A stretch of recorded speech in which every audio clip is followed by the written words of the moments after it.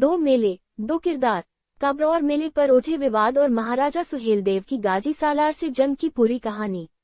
संभल और बहराइच में आयोजित होने वाला नेजा मेला और जेठ मेला दोनों ही सालार मसूद से जुड़े हैं, लेकिन हाल के समय में इन पर ऐतिहासिक और धार्मिक आधार पर सवाल उठाए गए हैं। जहां एक पक्ष इन्हें सूफी परंपरा का हिस्सा मानता है, वहीं दूसरा पक्ष इन्हें विदेशी आक्रमण से जोड़ता है।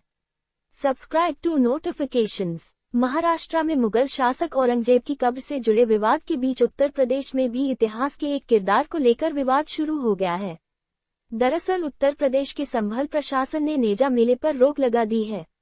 बता दें कि 1034 ईस्वी में बहराइच जिला मुख्यालय के नजदीक मौजूद चित्तौरा झील के किनारे महाराजा सुहेलदेव ने 21 दूसरे छोटे छोटे राजाओं के साथ मिलकर एक युद्ध में गाजी सैयद सालार मसूद को मार डाला था।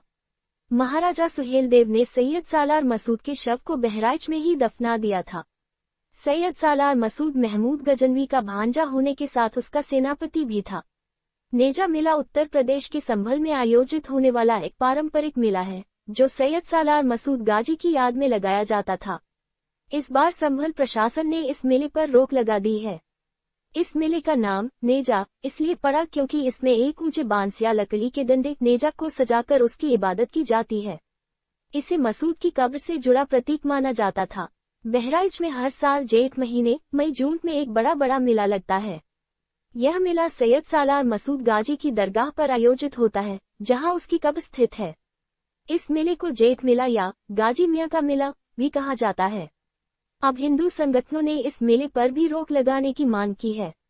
जेठ मेला के समानांतर ही बहराइच में ही चित्तौरा झील के पास महाराजा सुहेलदेव के सम्मान में विजयोत्सव दिवस भी मनाया जाता है, जो उनकी सालार मसूद पर विजय की याद में है। यह आयोजन जेठ मेले के शुरुआती दिनों में होता है। नेजा मेला और जेठ मेला दोनों ही सालार मसूद और महाराजा सुहेलदेव से जुड़े हैं, लेकिन हाल के समय में इन पर ऐतिहासिक और धार्मिक आधार पर सवाल उठाए गए हैं। जहां एक पक्ष इन्हें सूफी परंपरा का हिस्सा मानता है, वहीं दूसरा पक्ष इन्हें विदेशी आक्रमण से जोड़ता है। उत्तर प्रदेश के मुख्यमंत्री योगी आदित्यनाथ ने गुरुवार को सैयद सालार मसूद का नाम लिए बिना कहा कि भारत की सनातन संस्कृति का गुणगान दुनिया कर रही है। हर नागरिक का दायित्व है कि वो भी ऐसा करे। किसी आक्रांता का महिमामंडन नहीं करना चाहिए। आज का भारत आक्रांताओं का महिमामंडन बर्दाश्त नहीं करेगा। आक्रांता के महिमामंडन का मतलब देशद्रोह है। वहीं संभल सांसद जियाउर रहमान बक ने सैयद सालार को सूफी संत बताया है। महाराजा सुहेलदेव श्रावस्ती के एक शक्तिशाली राजा थे, जिनका शासन बहराइच और आसपास के क्षेत्रों में फैला हुआ था। इतिहास में उन्हें महमूद गजनवी की विशाल सेना के खिलाफ गुरिल्ला युद्ध छेड़ने के लिए जाना जाता है। इस जंग का इतना असर रहा कि अगले कई दशकों तक इस्लामी आक्रमणकारी इस क्षेत्र की ओर नहीं आए।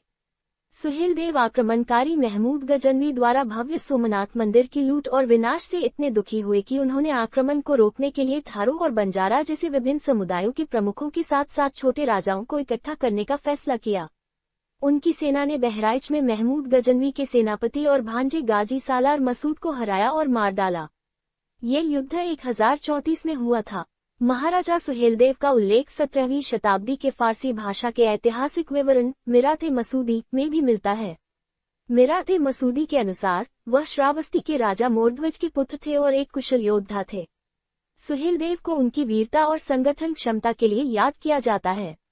जब सैयद सालार मसूद ने बहराइच पर हमला किया, तो सुहेलदेव ने स्थानीय राजाओं को एकजुट कर एक शक्तिशाली गठबंधन बनाया। कुछ स्रोत बताते हैं कि मसूद की सेना बड़ी और सुसज्जित थी, लेकिन सुहेलदेव की रणनीति और स्थानीय समर्थन ने उन्हें बढ़त दिलाई। कहा जाता है कि इस गठबंधन में 21 राजा शामिल थे, जिनमें बहराइच, श्रावस्ती, लखीमपुर, सीतापुर, लखनऊ और बाराबंकी के शासक थे। राजभर और पासी समुदाय के लोग खुद को महाराजा सुहेलदेव का वंशज मानते हैं। सैयद सालार मसूद गाजी को महमूद गजनवी का भांजा बताया जाता है। गजनवी 11वीं सदी का आक्रमणकारी था। ऐतिहासिक स्रोत बताते हैं कि सैयद सालार मसूद गाजी का जन्म अजमेर में हुआ था और वह महमूद गजनवी की सेना में सेनापति था। कहा जाता है कि उन्होंने अपने चाचा महमूद गजनवी के साथ कई अभियानों में हिस्सा लिया। 1033 ईस्वी में सालार मसूद अपनी सेना के साथ बहराइच पहुंचा। यही 1034 में उसकी टक्कर महाराजा सुहेलदेव से हुई। सैयद सालार की छवि को लेकर दो मत हैं।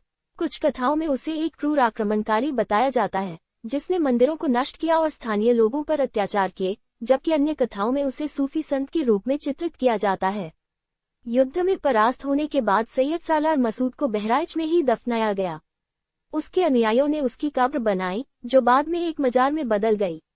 आज ये स्थान गाजी मियां की दरगाह के नाम से प्रसिद्ध है और हर साल मई में यहाँ मेला लगता है, जिसमें हिंदू और मुस्लिम दोनों समुदाय